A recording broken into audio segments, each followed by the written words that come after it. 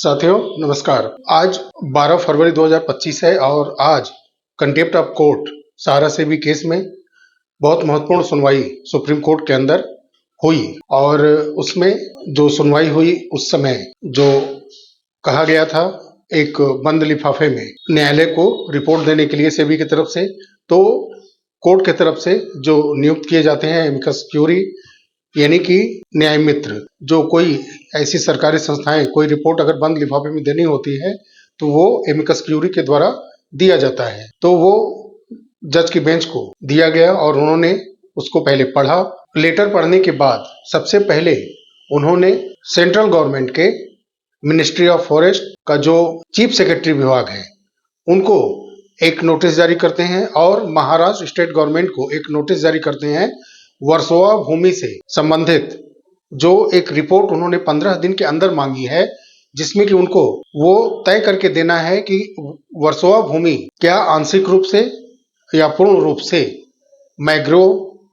One भूमि क्षेत्र है, यानी कि जंगल, झाड़ियां, पेड़, क्या ऐसे ही जटिल पौधों से समुद्र के किनारे के सारे क्षेत्र हैं कि क्या कुछ उसमें ऐसे एरिया हैं जो आंशिक रूप से रिहायशी इलाकों में आते हैं या पूर्ण रूप से ये मैंग्रोव वन क्षेत्र में ही आते हैं। तो इसके बारे में केंद्रीय मंत्रालय वन विभाग की और महाराष्ट्र के सरकार से ये मांगा गया है पूर्ण रूप से रिपोर्ट 15 दिन के अंदर कि आप ये रिपोर्ट हमको दीजिए। नोटिस जारी किया गया है और फिर माननीय कोर्ट की तरफ से ये आदेश दिया जाता है कि 2 सेबी के ऑफिसर नियुक्त किए जाएंगे और सहारा कॉर्पोरेट कमर्शियल लिमिटेड की तरफ से भी 2 अधिकारी नियुक्त किए जाएंगे और साथ ही में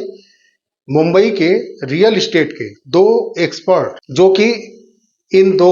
जो सेबी के अधिकारी हैं और 2 जो सहारा कॉर्पोरेट कमर्शियल के 2 लोग जो नियुक्त किए जाएंगे उनके साथ मिल करके ये एक्सपर्ट ये तय करेंगे कि उस भूमि की प्लॉटिंग कैसे की जाए और प्लॉटिंग के जो सरकारी दरें हैं उनसे कैसे और ज्यादा से ज्यादा बढ़ा करके मूल्यों को लिया जा सके। तो ये 6 लोग इसमें आपस में बैठ करके मीटिंग करेंगे। ये मीटिंग 20 फरवरी को भी हो सकती है या उससे आगे भी हो सकती है। इसके लिए कोर्ट ने आदेश जो दिया है इसमें स्पष्ट रूप से इन लोगों की जिम्मेदारी बनती है कि एक तय समय के अंदर यानी कि 2 अप्रैल 2025 को इसकी अगली सुनवाई का डेट आया है सामने, तो उसके पहले इन लोगों को जो 8,000 करोड़ रुपए जमा करना है सहारा सेबी के एस्क्रो अकाउंट में, वो पहले जल्द से जल्द कैसे अर्जित किया जाए और इसको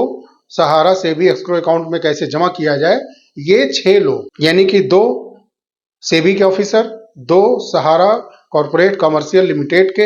अधिकारी हों और 2 एक्सपर्ट रियल एस्टेट के, तो ये लोग मिल करके जल्द से जल्द उस प्लॉट को कैसे ज्यादा से ज्यादा मूल्यों पर बेचा जाए और 8,000 करोड़ रुपए जल्द से जल्द कैसे जमा कराया जाए, इसके विषय पर वो काम करेंगे, अपना बैठक करेंगे, मीटिंग करेंगे और जल्द से जल्द इस पर वो आगे बढ़ेंगे। और सहारा समूह के भी तरफ से कहा गया कि इसमें जो 2 संयुक्त उद्यमी कंपनियां हैं उनके तरफ से 8,000 करोड़ रुपए जल्द से जल्द जमा कराने का आश्वासन मिला है और साथ ही में कई तमाम कंपनियों का उन्होंने हवाला दिया कोर्ट के अंदर। सहारा समूह की तरफ से ऐसा कहा गया कि बहुत सारी कंपनियां ऐसी आ रही हैं जो खुली बोली लगा करके प्लॉट को खरीदना चाह रही हैं, तो इसके लिए भी कोर्ट की तरफ से एग्री कर लिया गया है कि आप ऐसा कर सकते हैं और जो मीटिंग अरेंजमेंट होंगी जिसमें कि ये 6 लोग रहेंगे, तो इसकी सूचना 2 अप्रैल 2025 के पहले ये सब तय करेंगे और ये लोग फिर वो रिपोर्ट कोर्ट में देंगे 2 अप्रैल 2025 को। फिर जब सुनवाई होगी, हालांकि अभी वो कंफर्म लिस्टिंग नहीं हुई है लेकिन अब दिख रहा है कि 2 अप्रैल को फिर सुनवाई होगी। एक लंबा समय जानबूझ करके दिया जा रहा है, लगभग 1.5 महीने के आसपास का समय इनको मिल रहा है। तो अब इनको अपना पूरा काम करके जो डील ओबेरॉय रियल्टी और वलोर रियल एस्टेट के साथ इनका हुआ है। और उसके बाद इन्होंने जो कोर्ट के अंदर बोला है कि और कंपनियां बोली लगाने जा रही हैं, बोली लगाना चाहती हैं, खुले तौर से प्लॉट को लेने के लिए आगे आ रही हैं, तो इसकी रिपोर्ट और इसके आगे तेजी से बढ़ने के क्रम को इनको प्रस्तुत करना है 2 अप्रैल तक कि ये प्रोग्रेस रिपोर्ट इनका क्या है। और 8,000 करोड़ रुपए जो जमा करना है इनको, वो भी लगभग 5 महीने से ज़्यादा हो चुका है और उसमें भी 2 से 3 महीने का समय बचा हुआ है। तो समय काफ़ी तेजी से आ रहा है। जो समय निर्धारित किया गया है 9 महीने के अंदर पूरा 10,000 करोड़ रुपए किसी भी तरीके से इनको जमा करना है, तो समय नज़दीक होता जा रहा है। हालांकि कार्य तेजी से बढ़ भी रहे हैं, कंपनियां आगे आई हैं, लेकिन इन सब के बीच में सहारा सेबी का ये केस जो बढ़ रहा है आगे, इससे भुगतान का रास्ता जो सोसाइटीज हैं और तमाम कंपनियां हैं जो इसमें MIS का जो पैसा सहारा के पास जमा है, और उसके बाद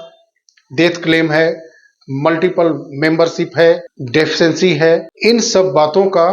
सहारा सेबी के केस से कोई जुड़ाव है ही नहीं। लेकिन फिर भी एक केस है जिसमें एक बहुत ही बड़ा अमाउंट, और जो एक मीडिया रिपोर्ट के हिसाब से अभी तो जो आदेश अपलोड होगा, अगर उसमें ये चीज की सत्यता साबित हो सकती है कि 55,000 करोड़ रुपए की डीलिंग की बात सामने आ रही है। लेकिन इस पर मैं स्पष्ट रूप से सत्यता पर प्रमाण नहीं लगा सकता जब तक कि कोर्ट के तरफ से कोई ऐसा आदेश में जारी नहीं किया जाता है कि 55,000 करोड़ की कोई ऐसी डील है। डील हुई है, लेकिन 55,000 करोड़ की डील पर अभी प्रामाणिकता के साथ मुहर लगना बाकी है। कोर्ट का अगर आदेश आता है जिसमें ये कहा जाता है कि इतनी डीलिंग कंफर्म है कि इतने हजार करोड़ की डीलिंग हुई है, तो ये प्रमाणित के तौर पर लिया जाएगा, अन्यथा ये सिर्फ सोशल मीडिया की हवाई बातें होंगी। साथियों, कोर्ट के अंदर जो आज हुआ सारा ब्यौरा मैंने आपको दिया है। शेष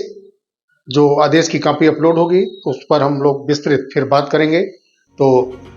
मिलते हैं बहुत जल्द अगले वीडियो में। तब तक के लिए नमस्कार, जय हिंद, जय भारत, वंदे मातरम, धन्यवाद।